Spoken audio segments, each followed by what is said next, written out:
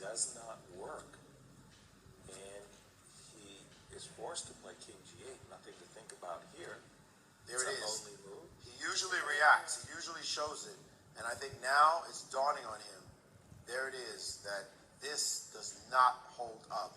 And his choice of giving away his a pawn and playing for this e5 maneuver was not the way to play. I was impatient, looking to fix the position. And he has a tendency to do that in defense, not to sit and wait.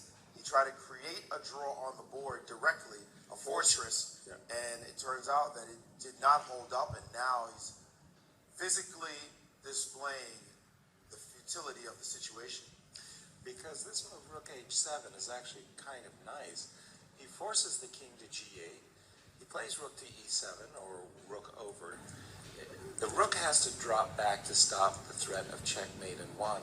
And king takes, and a moment ago the king was on h8, and there was a rook g8. But now with the king on g8, well, take it. The g-pawn is just, it falls, and with these two connected passers, that's all she wrote. Note, by the way, he only has one move. Yeah. He only has one move, and he's thinking. So this is the exact that speaks position. to the fact that he probably feels like he missed this move, although he would have lost anyway. But now that it's very, very clear, he's looking at it, and he's realizing, and he only has one move. Right. There's no reason to sit here. Why not just make king g8 and suffer about it later? You're just losing time on the clock for no reason. Right. But it is now that it is hitting him emotionally, and he is very upset that this has occurred because he defended so well for so long, and then he just ditched his setup and allowed this for Magnus, and suddenly Magnus Carlsen is going to win and go into a three-way tie for first with a drawing of the lots to decide who moves on, giving himself a chance. And who's the odd man out? And somebody will be the odd man out. Incredible. As if we didn't have enough dramatic excitement. We knew the Siegfried Cup, despite the many, many, many draws and the fighting draws, we knew that Siegfried always delivers at the very end. We always get so much excitement. And this other game going on right now that has some nobody's watching. Completely irrelevant. But I do think that I think Magnus knows that game with FBL. I think he had that in his memory bank as he was watching this game. And they're in a rook into this endgame. They're somehow MBL has actually swindled an extra pawn, and he's in an endgame with two pawns to the good, but quite frankly, all eyes are on Magnus. Absolutely. Yeah. So let's just stay with that game and not. And there we have Nakamura shaking. A very despondent Hikaru, but that defense that was like the airbag defense, A5 and G5. It just failed to deploy.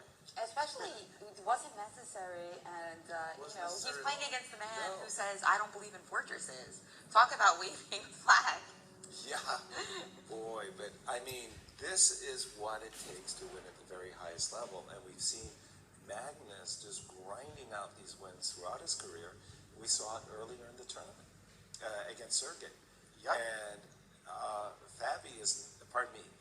Hikaru is not going to be on Fabi's Christmas A-list anymore. Magnus had defeated him in over 2 years after, he said, he was a regular customer of Magnus, and then he finally defeated him with black, drew 6 games in a row.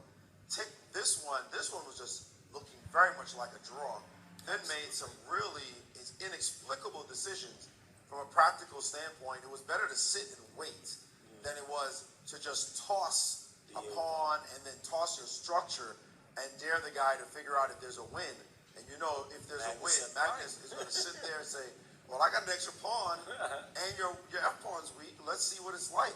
So a very, in retrospect, but even when it was happening, it looked like a dubious decision on Nakamura's part, and it is simply crashed in his face right now, as this move will send him to 3 losses in this tournament as well.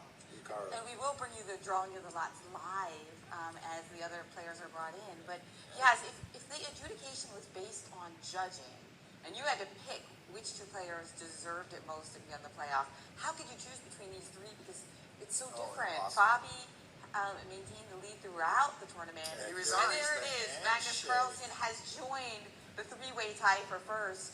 Magnus, the ultimate grinder, versus Fabiano, who just played so well defensively against Carlsen, showed that he was the front runner throughout the tournament, and then Levon, who played the most beautiful game of the tournament. I mean, how could you pick between these three players, Jazz? If you had to pick, who would be out?